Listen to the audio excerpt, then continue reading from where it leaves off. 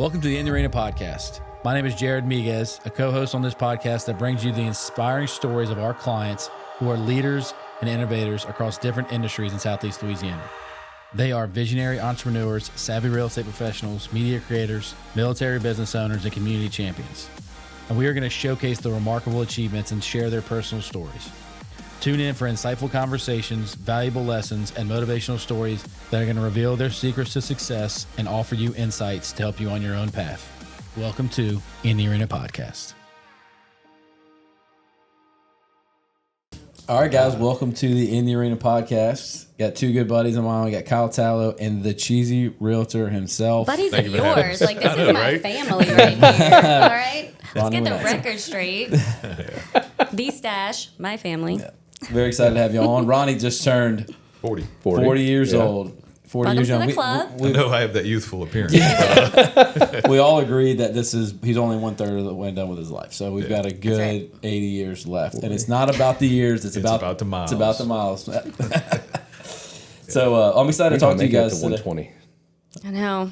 You're not making it to 120. You're not a third way through I'm your life. I'm going to give it a shot. A lot of technology right I've there. known Ronnie a long time. He's burned some good years. So. He went a lot of miles. I call half. So y'all go way back, right? I mean, 2004? Yeah. Yeah.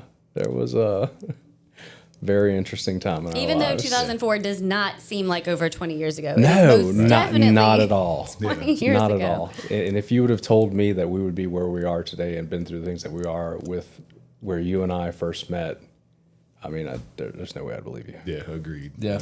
We all met when I was in 9th grade, so let's move on. Oh, from wow. that. So how old are you? I'm 36. Jesus. Yeah. So, Okay. Yeah. let's get into some business talk. Yeah. So I'll make y'all feel better. Jared's got another 80 years. The rest of us are dying.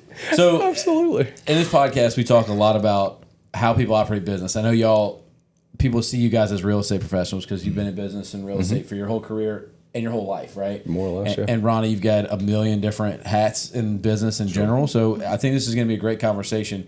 But one of the things I want to start out with first is the Tallo family and the legacy that y'all have left in this area, right? And you know, being from Hammond, making y'all's mark there, but you have taken your dad's head start he gave you, and you've created something that is much bigger than what your dad had maybe envisioned. That was beautiful. No, that's true. Yeah. I mean, you know, because your dad was a huge intangible parent. Yeah. Right. Sure. People don't realize how much of an impact Kyle has made and how the track that you're on with the agents that you have. I mean, you've got some of the best quality caliber Some rock agents stars. in our area. So Like Ronnie. let's tell us about your dad's perspective and your perspective of real estate growing up. So Dad started the business in 91, and it was Bobby Tallo Realty and Associates. And really, he kind of started out of necessity, more or less. It was he worked for Southern Pipes. And I don't know if you guys know that, but it's a big plumbing supply company, and was laid off. His entire family ran the company, and they got laid off in this area. And he started flipping houses. And then he did that through the 80s. And then at a certain point, he's like, I'm not gonna risk my money to make 10 or 20%. I'm just gonna start selling. I'm gonna make 6%. Yeah. So he just started the real estate company from there, and then started evolving, and then kind of grew legs in the early 2000s. Whenever he joined the Coldwell Banker franchise. And like, what was like at the peak of Bobby Tallo Realty? Like, what was that company? So I would say peak of where Dad's company was. I got my license in 2001 or 2002, right out of high school. So 18, 19, 20, something like that.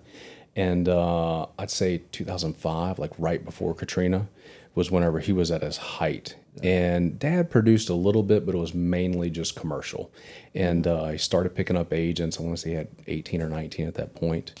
And I was just a real estate agent that got hand-fed leads from my dad, ran things. Sounds terrible. It was, and that's whenever actually I just started to know Ronnie really well, was in college. And I mean, I was just selling real estate, living the life. I mean, it was right before Katrina, right at Katrina, whenever I graduated, and, you know, making outstanding money for a college kid and just acting not the smartest. Like a college kid with money? Like a college kid with money, yes. Right. And so then we got I met my future wife, and then got the news that my dad had contracted colon cancer. And so that was in 2007. And he was like, look, here's the deal. We're either selling the company and we're moving to our condo in Destin, to live out the rest of my life, which I thought was like 10 or 15 years that he had left. I had no idea the doctors had told him he's going to be less than 2 years. He kind of held that real close to his chest. And he was like, look, if you want the company, get your broker's license. And I think it took me like 3 tries to get my real estate license. And I didn't take it seriously at all. And then, I went, studied, passed on the first chance I had with the broker's license, and really showed him like I want to do this. The more mature Kyle. Yeah, the more mature Kyle. And so from that point to like 2010, I say running the company. I really wasn't. I was there. Dad was doing everything. I was cutting the checks more or less. And he and I never got to that point of like, all right, buddy, this is how you run the company. This is what you're supposed to do. This is the things that, running a business, this is how this happens. Because he was so, the cancer had progressed so much that he wasn't focused on that at all. It was more of like, I need to sell because they had quite a large house at that time. I need to sell the house. I need to build another house for my wife. I need to set the wife and the kid up, make sure everything's okay. So we kind of just let it go in cruise control. And then when he passed in 2010, it was like, holy moly, what do I do? Yeah. And that was my standpoint, like, how do I keep the doors open? So like that moment in time, was that a mindset shift for you? No, it wasn't, because I was my father was my best friend, 100%. Like I'd already asked him to be my best man at my wedding. He was like, no, I don't think I want to, because if you have me up there on the altar, I may be really sickly at that time. And I was like, no, you are it. So him and I, he was. So he didn't make it to the wedding, but he was. I asked him to be my best man. Yeah. And I guess what I'm saying is he was my best friend. Yeah. Through life, and so I don't know. I didn't have a pivotal moment until probably 2018. From 2010 when he passed, we were Coldwell Banker, Bobby Tallo Realty, and then we got recruited by Berkshire Hathaway Home Service just to join with them, and I was the number 11th franchise to convert to Berkshire Hathaway Home Services. They promised that we were going to be like a niche market type deal. We were going to do higher-end homes. We were going to get a big referral network from Berkshire. They had these big promises. I was like, man, that sounds really cool to have, just a, not just a run-of-the-mill real estate company. And again, I was just like, man, okay, I've got these bills coming in. I've got these agents I've got to keep happy. They're all probably going to be recruited away because now the leader, my dad is gone. I've got to make sure everything's okay. I've got to keep them there because this is my only income. What do I do? So, for 7, 8, 10 years, I just like spun my wheels and just trying to appease people, trying to think of things, give them value. And then finally I was like, just the light bulb went off and I was like, I'm done with this. I'm done with the rat race of having every agent and any agent come through our door, having the franchisor telling me just keep recruiting everybody and anybody, putting all these agents on. And I don't think I've ever told you this, but Ronnie came to us in 2016 through a mutual friend of ours that will remain nameless.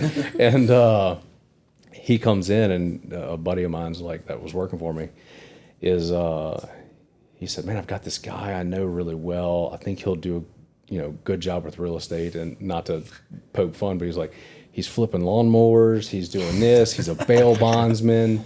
He's a fireman. He does this, that. And I was like, man, who in the world is this guy? And I walk in, and it's Ronnie Ranatza.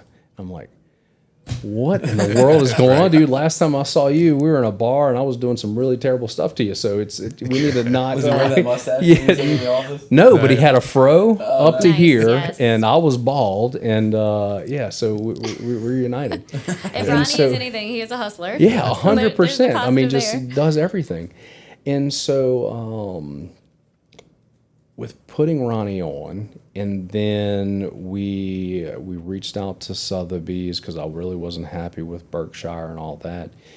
And they brought me to Scottsdale, Arizona, and I went through their leadership forum with them.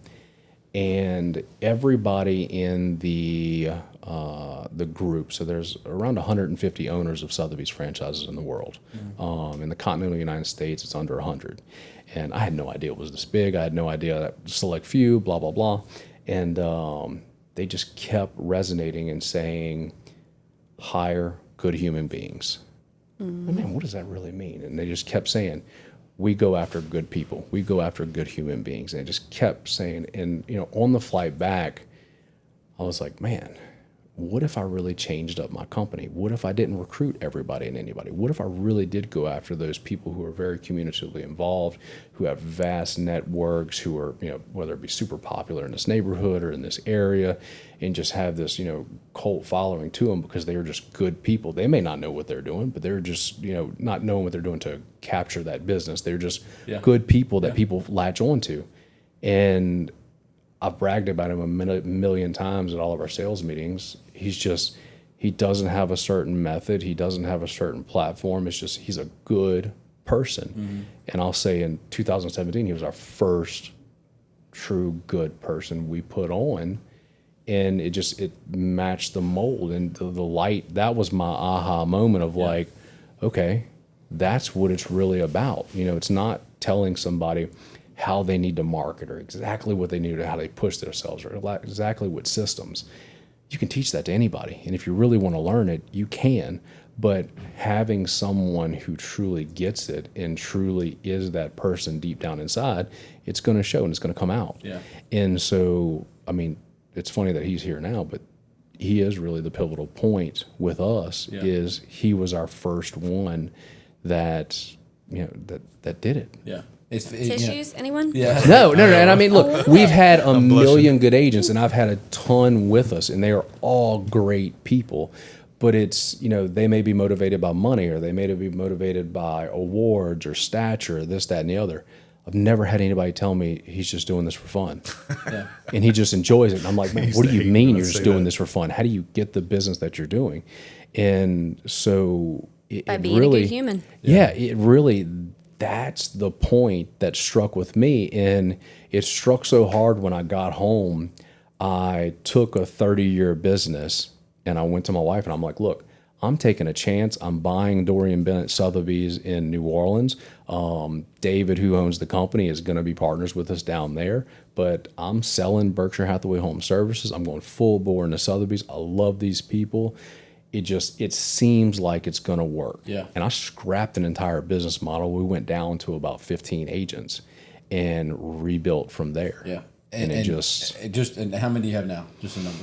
113, I think we're at. It's only been a couple of years. 2 years. Yeah, and from my perspective, and we see a lot of real estate and a lot of real estate agents, what most brokerages don't do is have that avatar for that ideal real estate agent that works for them, right? If you're talking about a business and growing a business, as a business owner, whether you're attracting real estate agents and staff members that then go sell for you, or being a realtor and being able to identify who you're trying to target and how you're going to get in front of those people, you got to have an ideal client, you have to have a plan. Yeah, otherwise, you exhaust yourself. You exhaust yourself. And I think most people go to that concept of more people, more problems. And it's 100%. True because they're not intentional. Right. But when you find what you're describing to me, I dub that as value alignment. Yeah. You sat in an environment of people that you never met when you went to that leadership group, but you were like, I feel this because it's value alignment. You sat and you said, I'm going to be intentional about bringing people in. Why does Ronnie work well for my organization?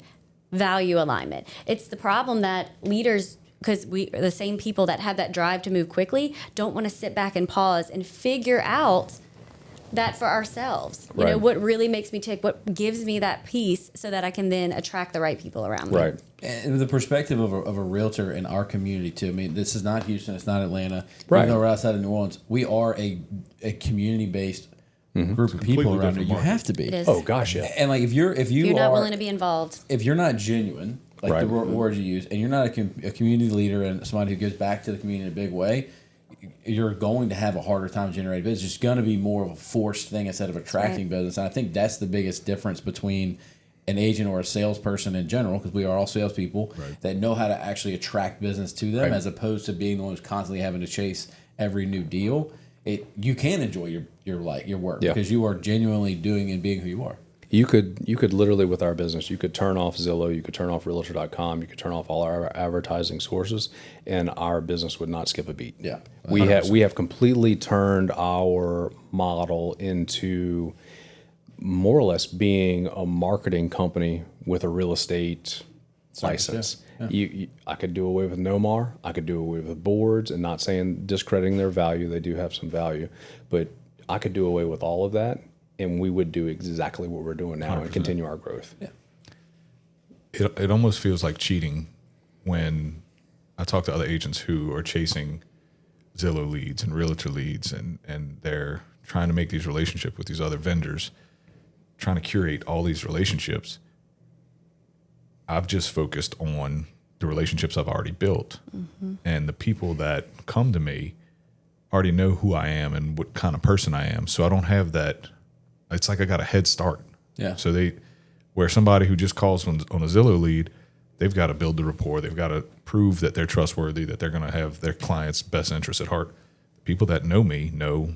Yeah. Because you have standards. Yeah, I was going to say, sure. look at what your jobs you've been a part of, and not to discredit, those things work. You got to curate them correctly with the leads and all of that. So it is a way of doing business. Sure, certainly. But with what you have, you've connected with so many different people over your lifetime, through your previous jobs, through what you've done, through who you've married, things. Right. I mean, you have such a, we always talk about personal spheres. Mm-hmm. You have such a large personal sphere, and that's the type of people that we're going with, the ones that want to connect with others, sure. The one that, you get your leads organically just from the people that you know and the way you put yourself out there. It's true relationship right. building. It's not 100%. sales. It becomes, yes. How can I add value in your life? And like, we joke that you do a million things, but you do all of those things well.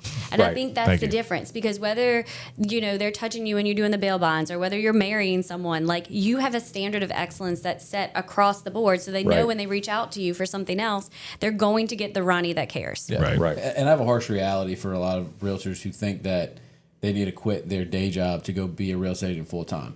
Most of the time, the business that you're getting is from the relationship you built in your day job. Oh, absolutely. So as soon as you quit your day job, then all the leads start going away. You got to go find them somewhere else, and then you panic because you don't have any business coming in. Well, you cut off the biggest lead source. Right. So I want to take a step back, and I want to hit on that a little bit. Like, part of your marketing system in your business is the relationships that you build in the community.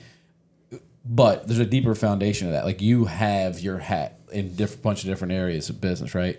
What gave you, like, what perspective do you have, or what instilled that in you to chase, in some people's minds, all these different rabbits, but they're really all going on? It's really one rabbit. Yeah. I didn't even understand it until a couple of years ago, but the rabbit I'm chasing is just being helpful. That's my goal. Adding value to my sphere. Is I want to be able to help people in whatever avenue I can. Mm-hmm. I'm still working on this theory, but the way I see it is, everybody says negativity is contagious, right? So if I call you first thing in the morning and I start griping about something, and then you get off the phone with me and you gripe to Jason about something, then he goes to work and he gripes to somebody, it just snowballs. And everybody's sphere that they're in touch with is going to have that negative effect. What I'm trying to do is keep my sphere local, keep my sphere to the people that I run into on an occasion basis, and when we run into each other at supermarket, or at one of my nieces or nephews' games or something like that, they have this remembrance of, oh, Ronnie really stepped out and helped me with X, Y, Z. Let me go tell him, hey. And then they bring me up. I go home and I bring Brandy up. Brandy goes to work and she brings her people up. So collectively, our sphere, our atmosphere, our ecosystem that we've got together is being brought up. Yeah. So, amen. It's a great theory. Spreading positivity. Make the world a better place. And then, like, if you have that perspective, you're literally stepping out in the world every day thinking, how can I add value or help somebody out today? How do I pattern interrupt? And my theory that I'm thinking right now is pattern interrupts, right? You can interrupt somebody's day in a negative way to where they just completely go off in that direction, or you can interrupt their day in a positive way where they can go in a totally different direction. And, talking about from a kid's perspective, it's like you have the kids will get in this routine, and how do you break them of that routine in a positive way instead Shake of a them out negative of way? it, yeah. And it's built into people from that age. Like as a child, you have to break that pattern interrupt. But like it goes in the same from a business standpoint too, right? Your dad had done this for 30 years the same way, and it was really the only way until you were able to step out of your perspective of everyday life and go to Arizona and see that it can be done differently and realize I can change and make this better than what it was. And a lot of people are not self-aware enough to think that they're in this pattern of negativity. And a lot of people feel like they don't have the ability, they're scared, I mean, quite frankly, to pivot in business in a way that could be scary. That going down 15 agents from what your dad's peak was is a scary thing. You have to take risks, and you have to have perspective, and you have to be confident. And another thing I'm thinking about too, I've been listening to music while I've been working out, which might sound like something like everybody does, but I used to. I usually listen to podcasts. Yeah. But there's like the song came on, "Thy Will Be Done." It's like the reality is like you have to do something every day, and it's like, you're not really in control of what's going to happen. You just got to be doing the right thing often enough. And I feel like people in business try to force it their own way instead of being confident and comfortable with maybe losing everything or going down to zero to give themselves the ability to come back to where they need to be. Yeah, you got to realize you're not in control. You have to just do your best, become a better person every day, create positive environments around you, and keep working. Y'all are touching on something too that I don't think we lingered on, of the stress that he went through when he switched over. Not only did he have his family's bills and people depending on him there, but agents and their lifestyles and households. Kind of like when y'all stepped out. Yeah.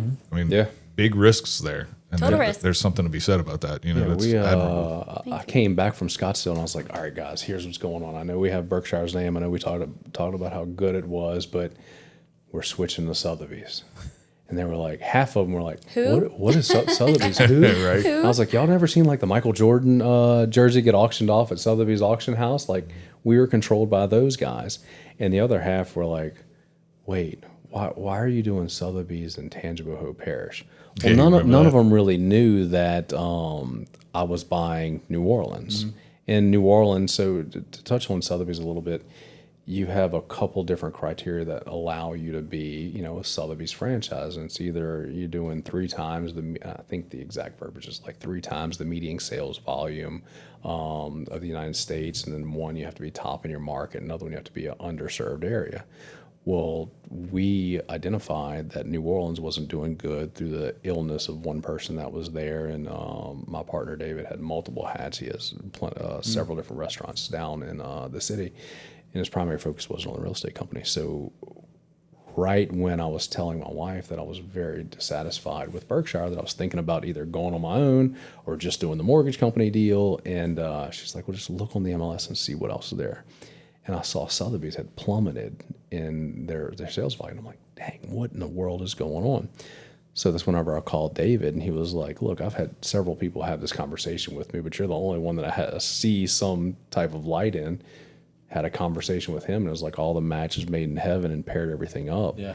But it just, I don't know, the right place at the right time, and realizing that you attract more than you go after, in the sense of, I mean, if you're putting out good, just like you said, if you kept doing good, keep doing good, good's going to come to you. 100%. And it just, I don't know, man. That will be done. God will put that opportunity. If you're putting the right foot forward, it happened for a reason. Will be there. Everybody was like, man, why are you doing Sotheby's? We're not that market.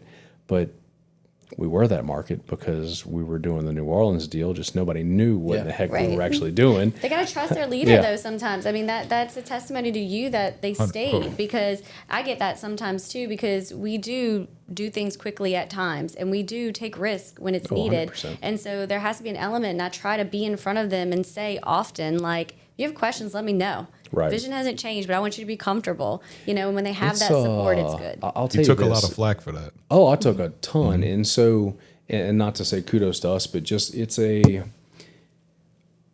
owning a real estate brokerage, and I'm not going to say is harder than any other business, but you literally have, let's say we have 113 agents. I have 113 products, let's call it, that I could wake up tomorrow morning and have no products.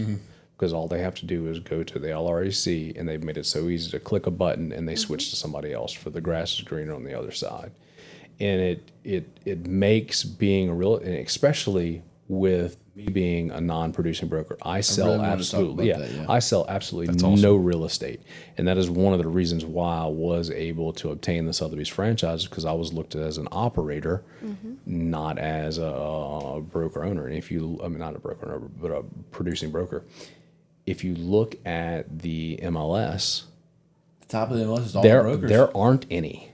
Yeah, there's all at the top of the MLS. You have Keller Williams, who's the top of the market. You have Compass, who's the top. So those two are the only ones that don't have, producing owners. Gotcha. But other than that, and that's talking about all of Louisiana. Other than that, there are none.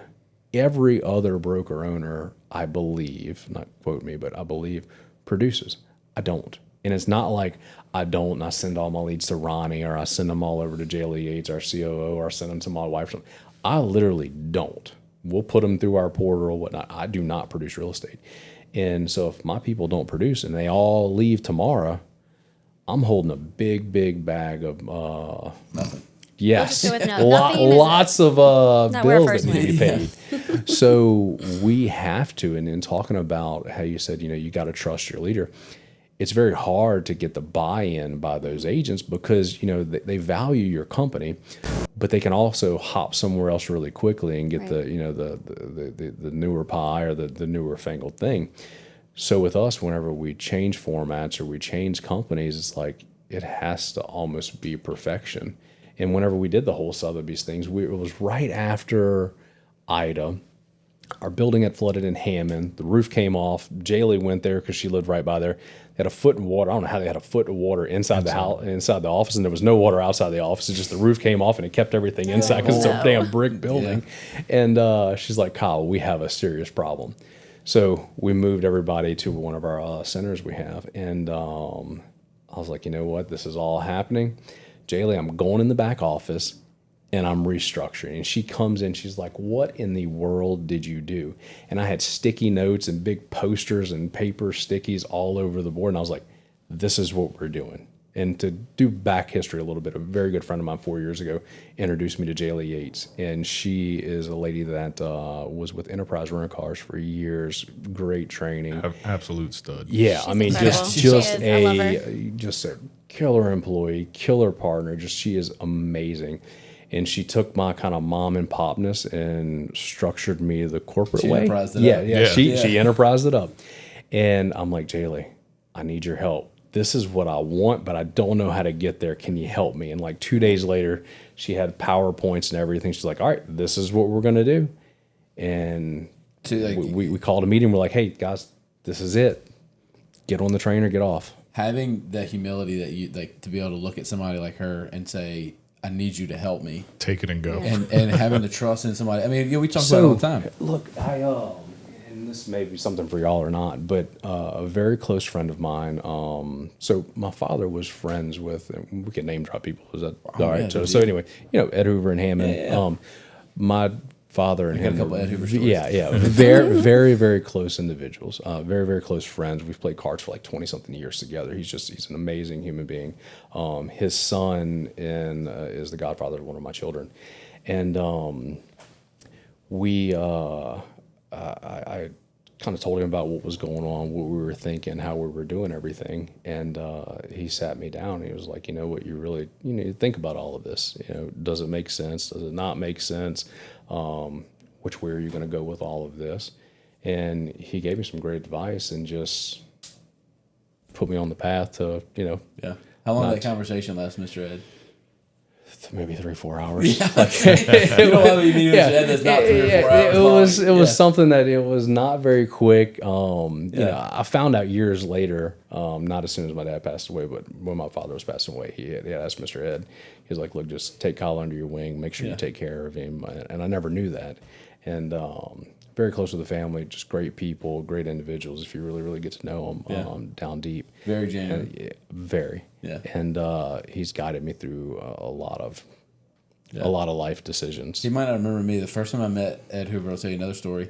I walked in right after law school. I was working for Jeff Landry's campaign. Okay. And I was tasked with going to Mr. Ed's office and asking if I could put signs out at his properties.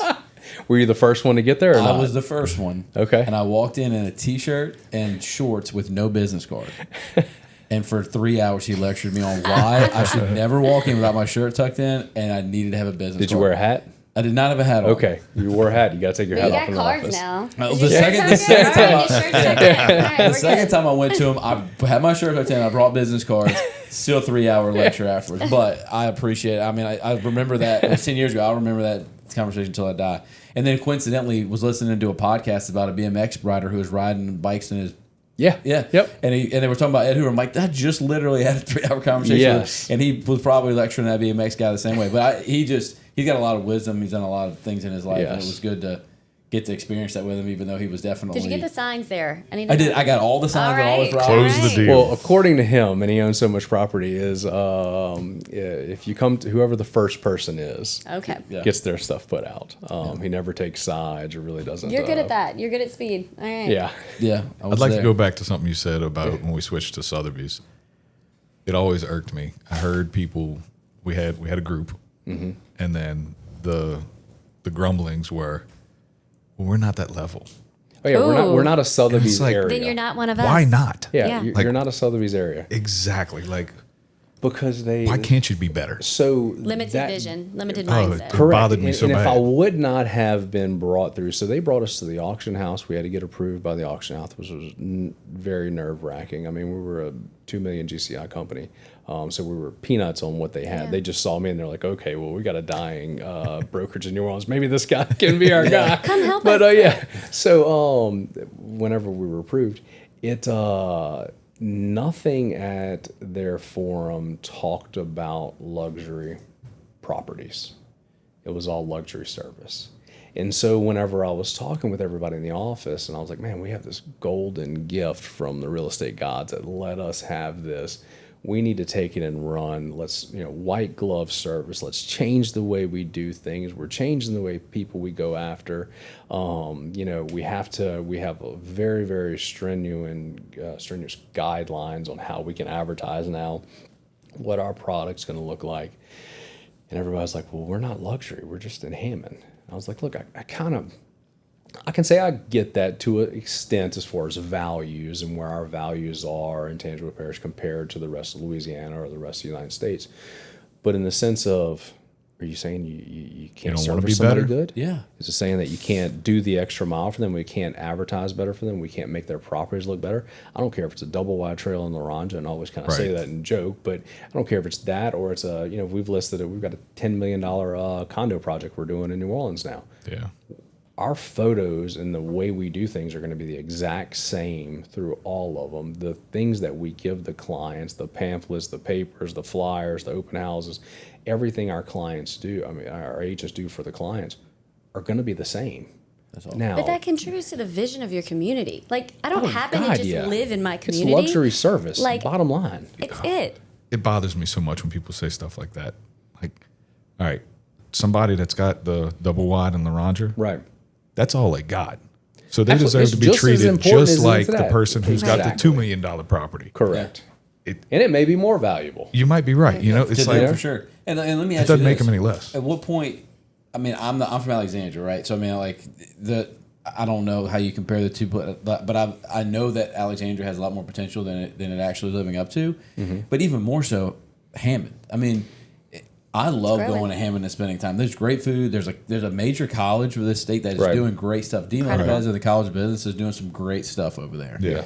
And there's a lot of homegrown talent that comes from there, that comes over here or goes to New Orleans to work, when Hammond is not that far from New Orleans. It's an hour and 10 minutes at the most. I was about to say, I live by the airport, and I have 4 offices, and I make it to all of them within an hour. Mm-hmm. Yeah, and so there's so much potential in Hammond that I think that at some point, if enough people have the vision of making that community a better place, it could be a luxury market, and it could have opportunities to grow. And there's so much area to expand the and the parish has a lot of leaders with that mindset. Yeah. St. 100%. Tammany, eventually think that that's just going to be one big MSA because we have so Right. many similarities that are coming between the two of us. But I mean, the vision is huge, just how we're positioned, our interstate systems, the new business that we're bringing into the state. Right. And then if you look at all the parishes, we have so many people that are losing, and then St. Tammany and Tangi are growing. Right. Right. Like we have this little diamond in the rough that if everybody changes their mindset, which they're already committed They're to. gonna. You Right. already own property there, right? Right. So join the cause to build this ecosystem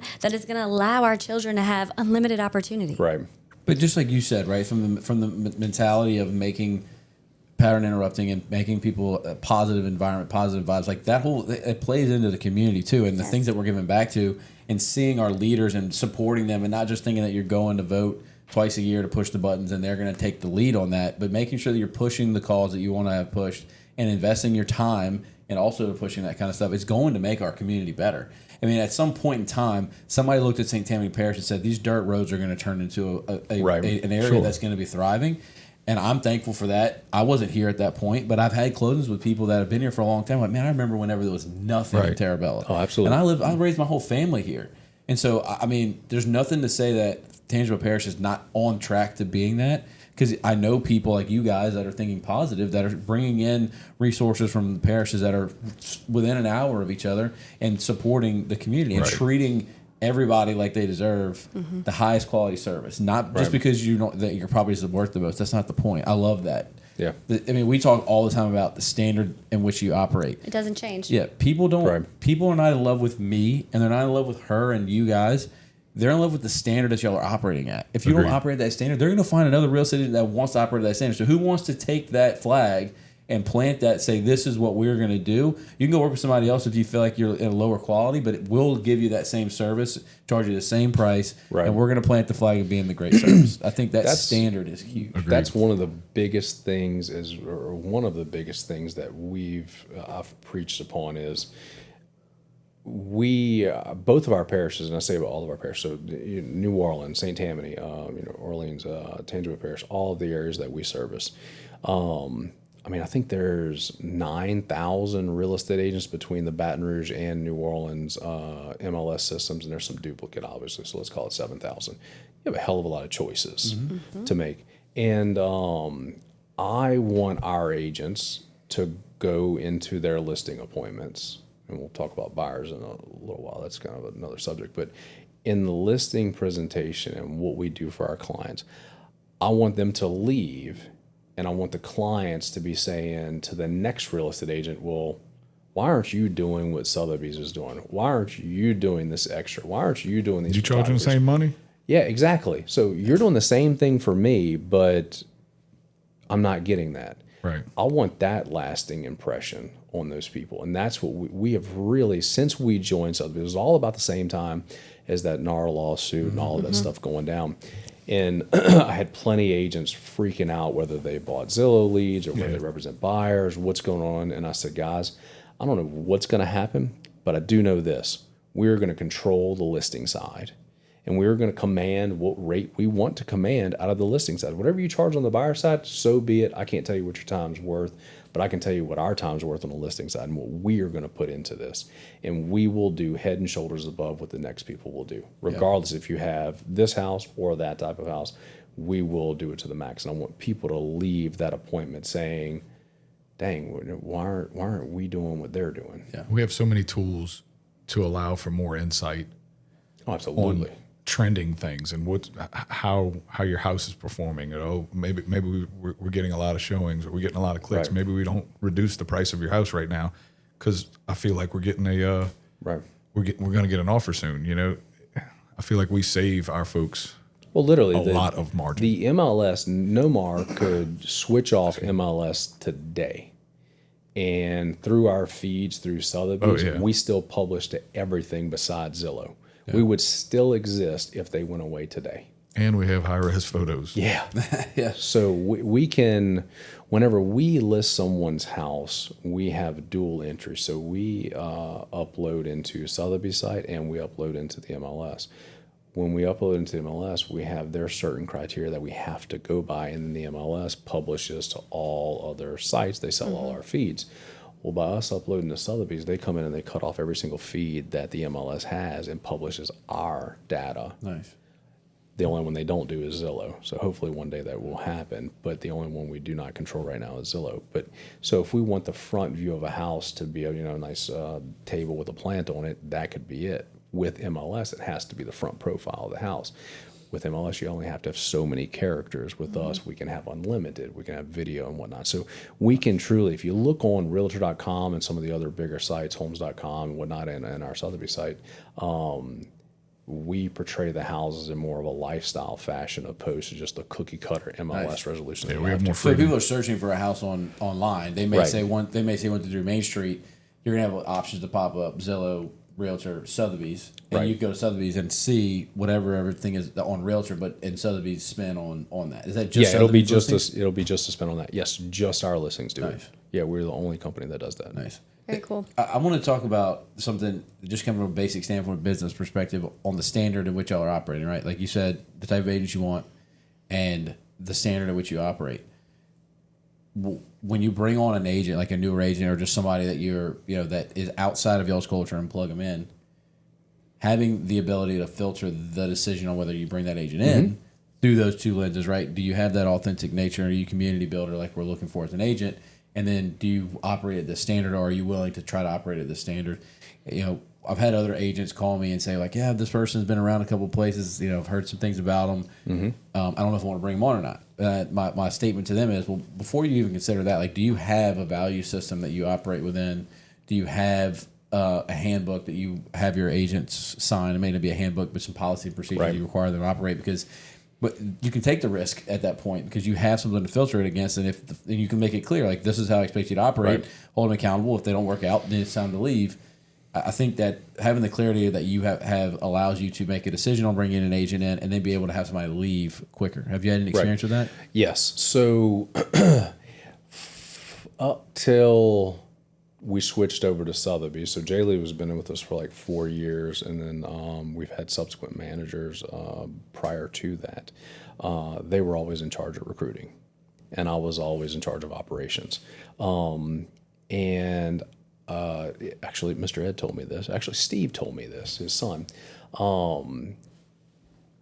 At a certain point, a leader needs to know when to step away and have somebody else fill their shoes. I'm probably getting it wrong verbatim, but have somebody else fill their shoes with fresher ideas, newer things, because things get stale.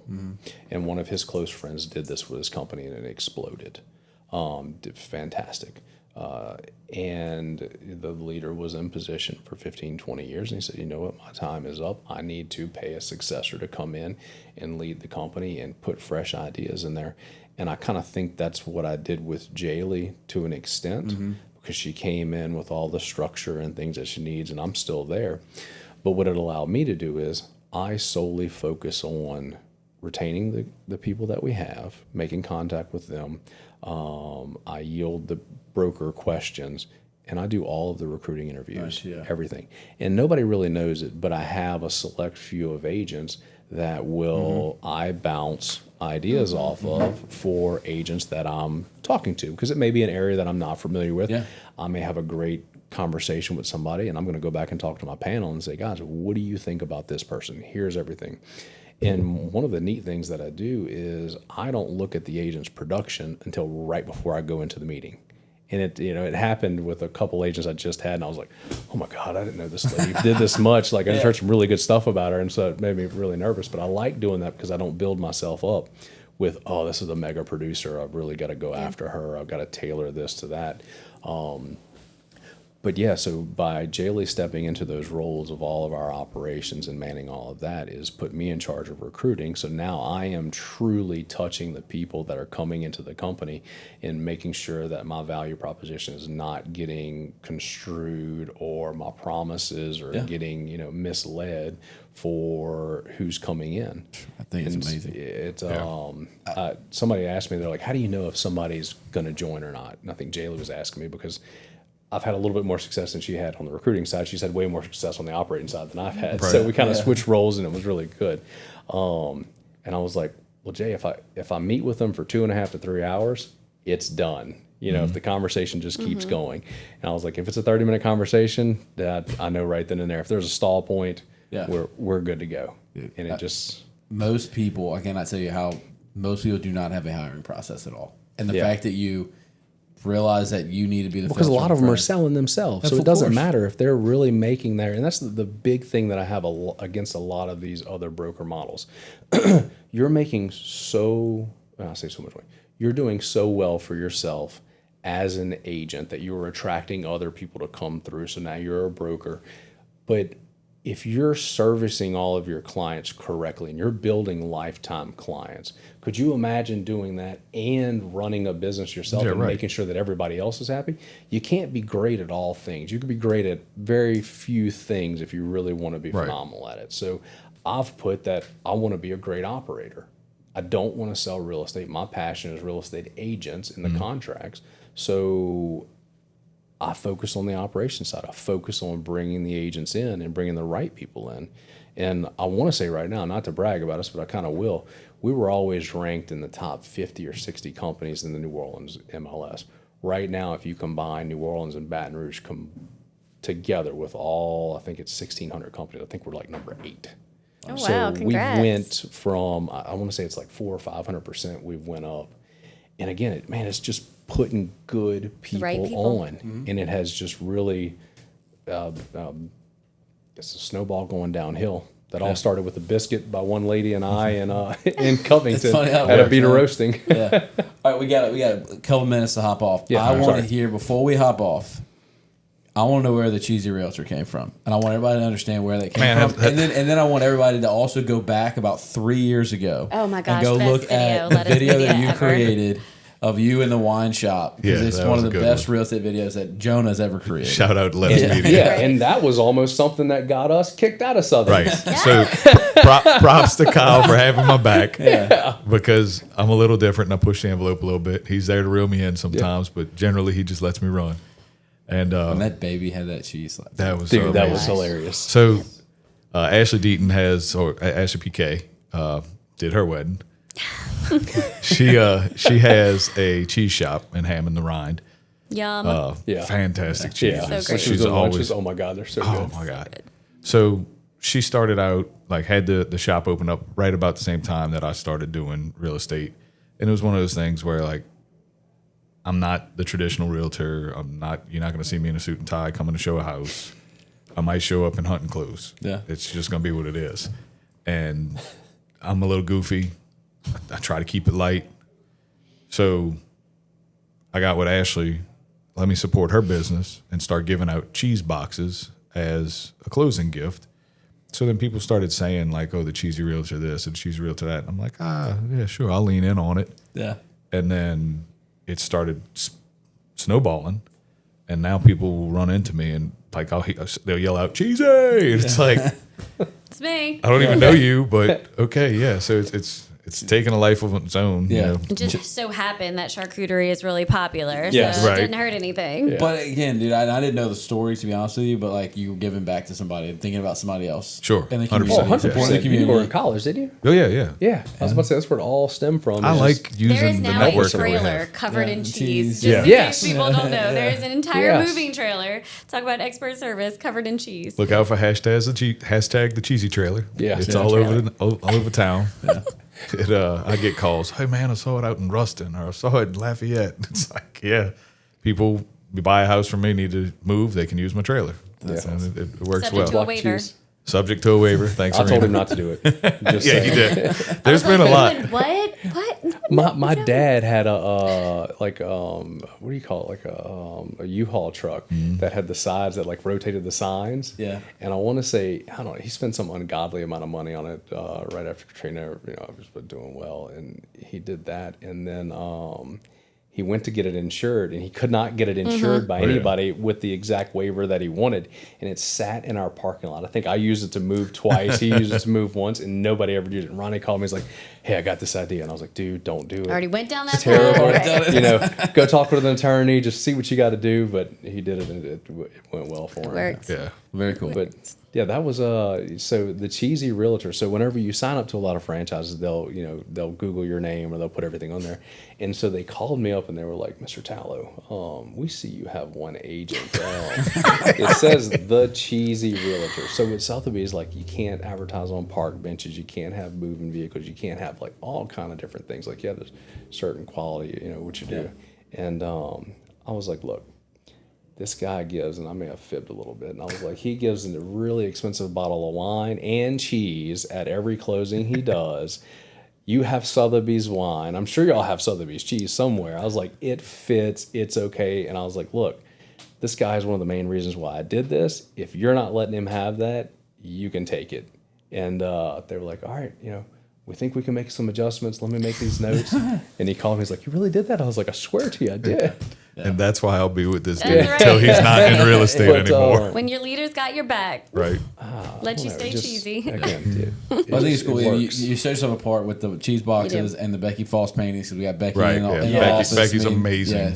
Yeah, I think that's a great touch. So I want to make sure that story was told. So look, Supporting other businesses in the community. Again, adding Becky's value. a very close friend. I love her, and anything I can do to spread her artwork and get her more exposure is fantastic. Yeah. Check out Becky Foss. The lion is it's a big thing in my house. Obviously, Arena, kind of the whole spirit of the Arena. The logo was, in a way, spun up from like a thought that I had from Becky's art. How'd y'all come up with Arena? Just curious Man in question. the Arena is a speech and a quote from Theodore Roosevelt. And so that's why our lion, we call him Teddy, after that quote. So our partner, Becky, who is not one to appear in court, when she first started practicing law, she did have to go to court because all the other attorneys were conflicted out, and she totally shit the bed. And then when she got back, the owner of that firm was waiting for her with that quote to let her know that don't worry about the critics, keep showing up, keep trying, keep putting in the work. And we were talking about our values, and we had just chosen legacy.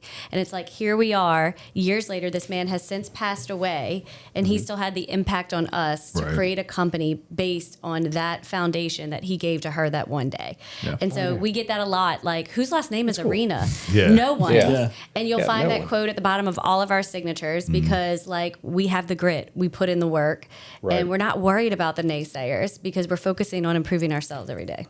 Yeah. How about you? Did you ever show her the review I gave of you? Yes. So it was passed around the company. He was very excited. He was very excited, Ronnie. Thank you. So if anybody Like Google wants to review? see, Yes. go look at the Google review, Ronnie's, and then leave us a review about how great this podcast is. About how great Ronnie's review is. So, well, look, guys, this was a great conversation. Thank y'all for We having could us. go on and on. Yeah. Honestly, Yeah. it was fabulous. We'll have to do it again. That was Round great. 2. Yep. Thanks, guys.